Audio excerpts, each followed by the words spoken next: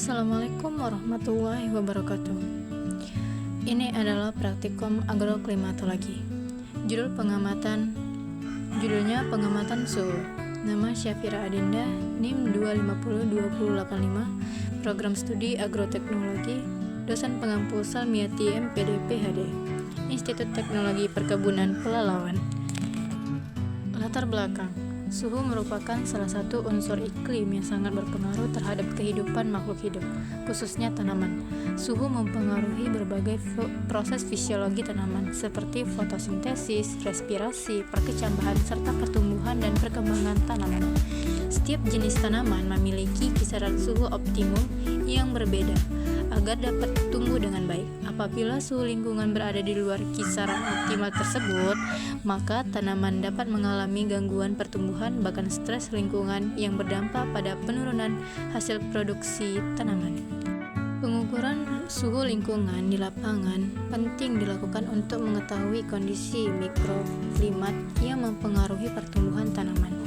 Data suhu yang diperoleh dapat digunakan sebagai dasar dalam menganalisis kondisi lingkungan, perencanaan budidaya tanaman, serta menentukan waktu tanam yang sesuai dengan kondisi iklim di suatu daerah. Pengukuran suhu biasanya dilakukan menggunakan alat seperti termometer atau sensor suhu digital yang terdapat pada perangkat elektronik sehingga memudahkan pengamatan secara langsung di lapangan.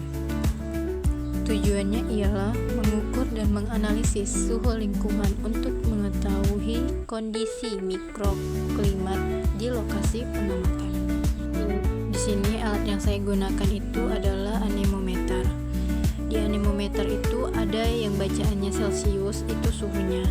Sebenarnya caranya itu cukup mudah, cukup pegang saja alatnya, lalu kita letakkan pada tempat yang ingin kita ketahui suhunya.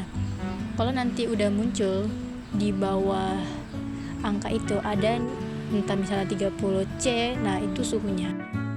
Ini adalah hasil dari pengamatan selama 7 hari.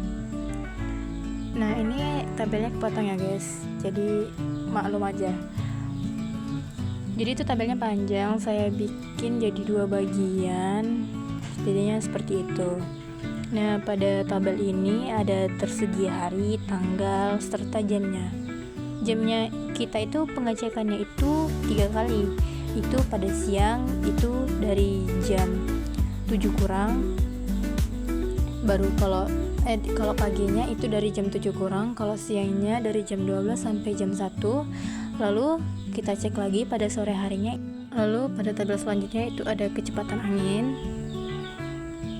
Pada pagi hari itu ada yang sangat lemah, sangat lemah, sangat lemah. Baru yang siangnya itu ada yang sangat kuat, lemah, sangat kuat, sangat lemah, sangat lemah. Lalu ada kriteria pada sore hari itu rata-rata itu sangat lemah. Yang lemahnya itu di hari apa ini? Tunggu bentar ya. Itu pada hari keempat.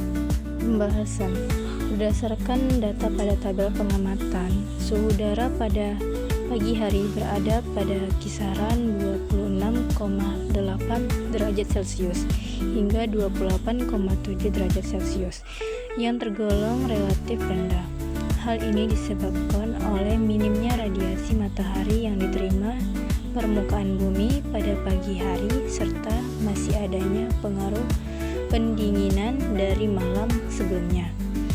Akibatnya, udara di sekitar permukaan belum mengalami pemanasan secara optimal sehingga suhu masih terasa sejuk. Pemanasan pada siang hari, suhu udara meningkat cukup tajam sehingga berkisar antara 30 sampai 31,4 derajat Celcius sampai 39,1 derajat Celcius.